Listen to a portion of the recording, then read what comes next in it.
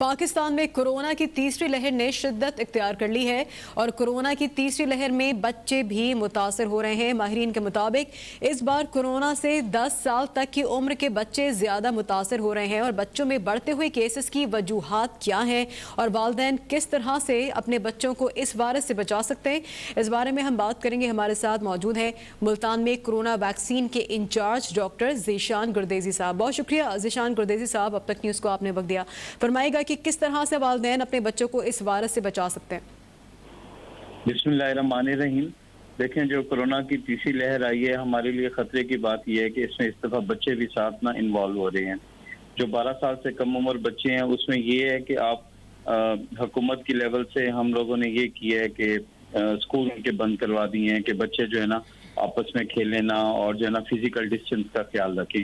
बाकी ये है कि जैसे आपको सबको पता है कि आजकल जैसे मौसम चेंज होता है तो हमारे बच्चे जो है ना आमतौर पे जो ज्यादा आबादी हमारी मिडिल क्लास फैमिली की है वो जाके गोले खाते हैं, बर्फ के गोले खाते हैं, साथ उसके साथ गोलगप्पों का इस्तेमाल करते हैं, आइसक्रीम का इस्तेमाल करते हैं।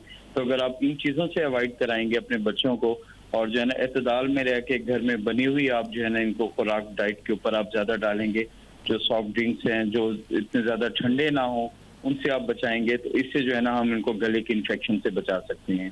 और जब गले की इन्फेक्शन होती है तो मोस्ट प्रोबेबली जो है ना उसमें जो है ना वायरल का जो है ना उनका खतरा जो है ना वो बढ़ जाता है। और दूसरा ये है कि बच्चों में भी जो है ना मास्क का इस्तेमाल जो है ना आप जरूर करवाएं। हम जब बड़े खुद हम पहनेंगे तो हमें देख के बच्चे भी कहीं पे अगर जाएंगे, किसी भी जगह जाएंगे, आप जाते हैं, बहुत जरूरी है कि आप लोगों ने मार्केट जाना है या किसी भी फंक्शन पे जाना है या कहीं पे भी आपने जाना है, तो आप लोग जब बड़े खुद वालिदैन उनके सामने मास्क पहन के जाएंगे तो बच्चों में भी ये चीज जो है ना वो खुद ब खुद पैदा होती जाएगी।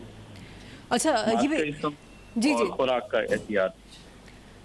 अच्छा, ये बताइएगा डॉक्टर ज़ीशान साहब कि जिस तरीके से जो कोरोना वैक्सीन के आप इंचार्ज हैं मुल्तान में, बड़ों को तो जो फ्रंट लाइन हेल्थ वर्कर्स हैं और जो बड़े हैं उनको तो लगाई जा रही है वैक्सीनेशन, बच्चों के हवाले से क्या कहेंगे? क्योंकि बच्चे बड़े मासूम और उनका जो इम्यून सिस्टम है वो इतना स्ट्रांग नहीं होता बड़ों के मुकाबले में, तो क्या आने वाले वक्तों में आपको लगता है कि बच्चों को भी वैक्सीनेट किया जाएगा या करना चाहिए? क्या लगता है आपको? इस वक्त अभी तक जो कोरोना वायरस का म्यूटेशन जो है ना इसकी इतनी आ चुकी है जो है इसके अभी तक इसके ऊपर ना रिसर्च हमारी ना कंप्लीट नहीं हो सकी। तो अभी तक बच्चों के हवाले से, क्योंकि ये पहली दो जो इसकी वेव्स आई थी उसमें जो है ना कोरोना का इतना वो जो है ना बच्चे इन्वॉल्व नहीं हुए थे, तो लाजमी बात है कि अब जैसे पाकिस्तान में 5000 से ज्यादा बच्चे पंजाब के लेवल तक जो है ना इससे अब तक इन्फेक्ट हो चुके हैं। तो आहिस्ता आहिस्ता जो रिसर्च स्टडीज है आने वाले दिनों में वैक्सीन लाजमी तो बच्चों के लिए बनाई जाएगी। अभी तक कोई भी वैक्सीन बच्चों के लिए सेफ नहीं है इस वक्त जितने भी काम कर रही हैं।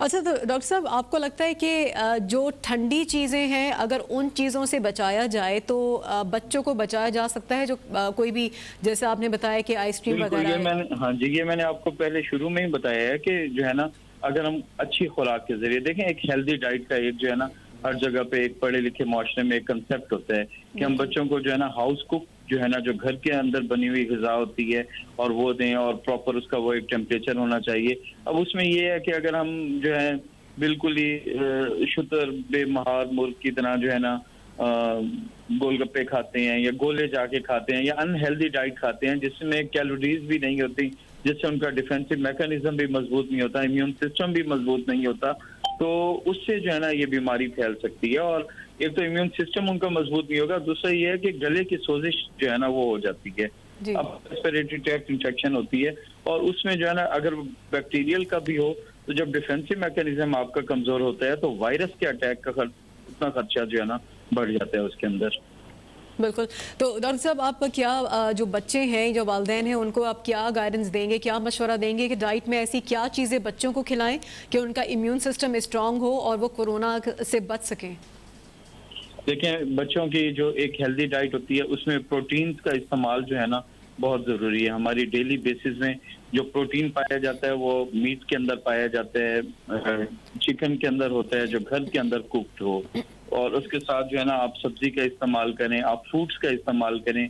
वही फ्रूट जो आपने जाके जो पैसा आपने जाके बाहर देना है, उनको पॉकेट मनी देनी है, जिससे जाके वो कोई बाहर की गज़ा लेते हैं।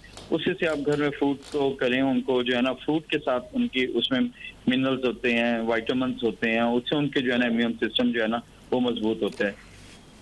ठीक है। अंडे का इस्तेमाल उनके डेली डाइट में करें, लाजमी एग का इस्तेमाल बच्चों में होना चाहिए, मिल्क का इस्तेमाल, दूध का इस्तेमाल होना चाहिए। मिल्क में चाहे आप उनको सादा मिल्क दें, अगर उनका टेस्ट उनका डेवलप नहीं है तो आप उसमें मिल्क शेक बना के दे सकते हैं बच्चों को। ठीक है, ठीक है, बहुत शुक्रिया। मुल्तान में कोरोना वैक्सीन के इंचार्ज डॉक्टर ज़ीशान गर्देज़ी साहब बता रहे थे कि किस तरीके से वालिदैन अपने बच्चों को इस वायरस से बचा सकते हैं और क्या ऐसी तदाबीर है जो अपनाई जा सकती है जिससे बच्चे इस वायरस से दूर रह सकें, क्योंकि कोरोना की जो तीसरी लहर है इसमें बच्चे भी मुतासर हो रहे हैं। प्रोटीन का ज़्यादा इस्तेमाल और बाहर की चीज़ों से इज्तनाब किया जाए, ठंडी चीज़ें ना इस्तेमाल की जाएँ जिससे बच्चों के गले में खराश ना पैदा हो और वो इस वायरस की तरफ ना जाएँ।